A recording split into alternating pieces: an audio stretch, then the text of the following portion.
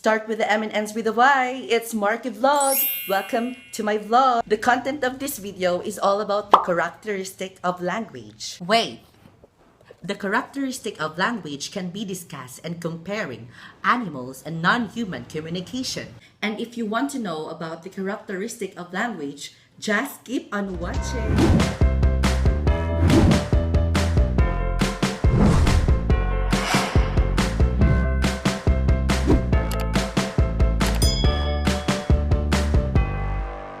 We all know that language is a body of words and the system for their use common to a people. But now, we need to know about the characteristic of language.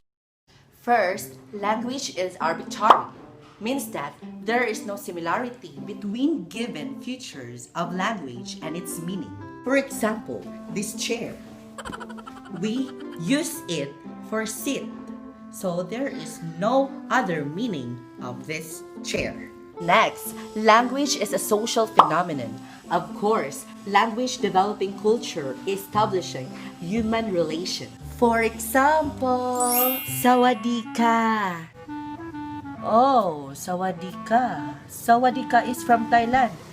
So you're from Thailand? Yes, I'm from Thailand. Nice to meet you.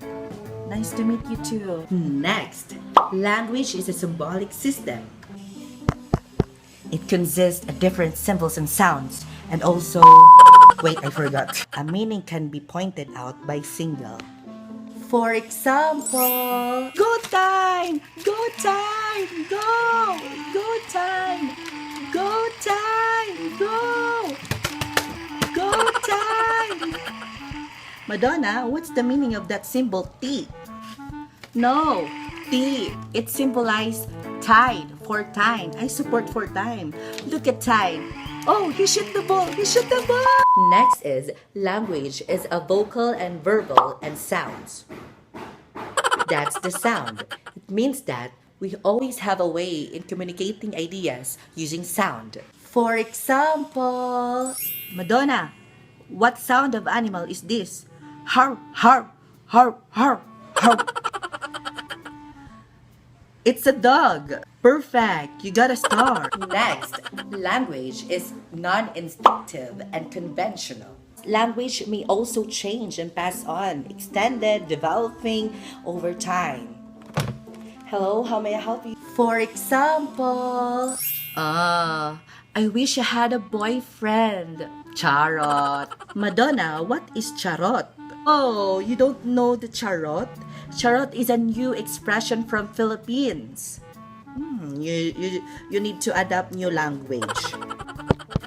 So, that's only a few examples of characteristic in language. Understanding the nature of language is very simple and easy because you only need to adopt, interact, and communicate other people. And also, learn new things, learn new language. What are you waiting for? Speak, write, and talk. New language. And also love your own language. That's all.